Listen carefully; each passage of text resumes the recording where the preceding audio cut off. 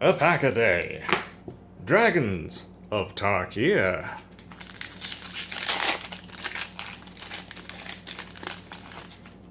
Let's see. Sibsig Icebreakers. I almost envy them. They can't get frostbite. What I like about this card is 3 mana for a 2/3 creature. That's great, but when it enters the battlefield, each player discards a card. As a neat little trick, you could possibly empty out your hand before you cast this. But this also works pretty well with Waste Not, because then even if you end up discarding a card, if your opponent is also discarding a card, they may be discarding a creature or a land or a spell. Either one of those. If they discard the creature, you get a 2/2 zombie. If they discard the land, you get 2 black mana. If they discard a spell, you get to draw a card. So with this card and Waste Not, it's actually a really nice combo. I mean, most people would look at Ravenous Rats first, or Marduk's Skull Hunter, and those are excellent cards for making your opponent discard while you still gain something. And it might be worthwhile that you would hold back a card that you don't need, or perhaps that you need to get into your graveyard for Delve. So, Sibsig Icebreakers is actually a really, really good card. It works towards a specific strategy, and that strategy is really good. Let's see, Screen Reach Brawler, 2/3 dash for 2, or 2/1 red for 2/3 regular. Let's see, Lightwalker, interesting card. Oh, Wandering Tomb Shell.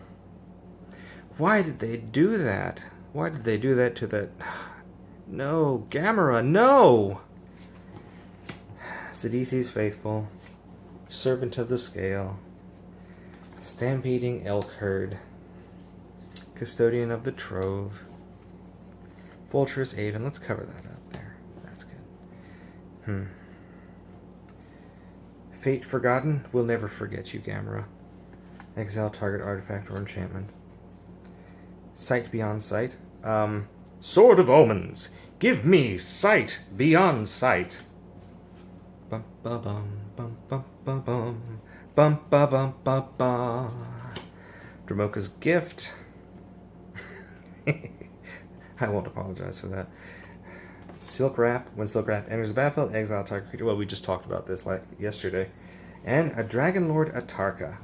Flying, trample. When it enters the battlefield, deals 5 damage divided as you chose among any number of target creatures and or planeswalkers your opponent controls.